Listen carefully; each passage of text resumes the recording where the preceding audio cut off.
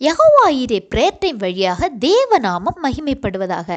பிரியமானவர்களே, உங்களையும் இந்த சேனலுக்கு வெல்கம் பண்ணுறேன். நாம் இப்பொழுது பார்க்கவிருக்கிற வேத பகுதி கொலோசியர் 3:9. இதன் முதல் பகுதி, ஒருவருக்கொருவர் பொய் சொல்லாதிருங்கள். யாத்ராகமம் 20:16 பிறனுக்கு விரோதமாய் பொய் சொல்லாதிருப்பாயாக என்று ஆண்டவர் சொல்வதை பார்க்கலாம். வெளிப்படுத்தின சுவிசேஷத்தில் பொய் பேசுகிறவர்கள் எரிகிற அக்கினி கடலில் பங்கடைவார்கள்னு பார்க்கலாம். இதை கேட்கும்போது நமக்கு கொஞ்சம் கஷ்டமாக இருக்கலாம். எனவே வீடியோவை ஸ்கிப் பண்ணாதீங்க, ஃபுல்லாக பாருங்கள். ஆனால் இதுதான் உண்மை.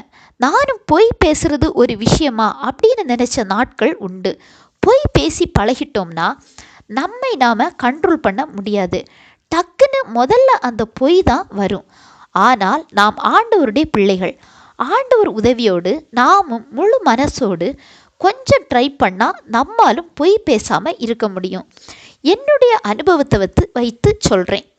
முதல்ல ஒரு இடத்துல நாம் கண்டிப்பாக பொய் பேசும் நிலை ஏற்படுதுன்னா அந்த இடத்தை விட்டு அந்த டைமில் நாம் விலகி போயிடலாம். ஏன்னா ஒரு பொய் பேசுனா பல பொய்கள் பேசும் நிலைமை நமக்கு ஏற்படும். எனவே அந்த முதல் பொய்யையே நாம் தவிர்த்தா பிரச்சனையே இல்லை.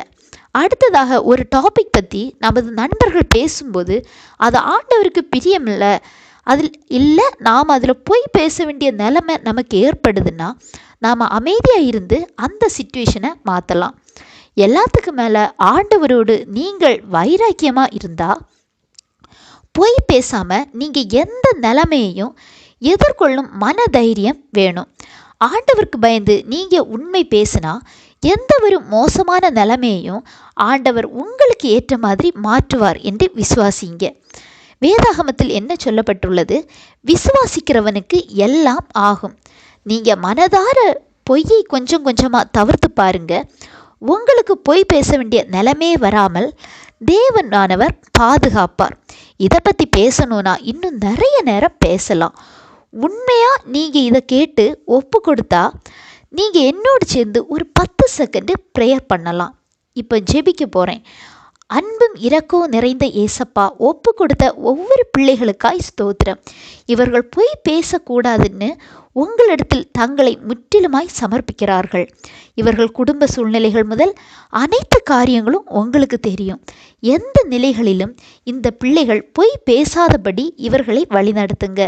இவர்கள் வைராக்கியமாக உண்மை பேசும்போது இந்த பிள்ளைகளின் சூழ்நிலைகளை ஏற்ற முறையில் மாற்றி ஆவிக்குரிய வழியில் வழிநடத்துங்க. இயேசுவின் நாமத்தினாலே ஜெபிக்கிறேன். ஜெபங்கேளும் ஜீவனுள்ள நல்ல பிதாவே, ஆமேன். ஆண்டவர் தாமே இந்த வசனங்கள் மூலம் உங்களை ஆசீர்வதிப்பாராக.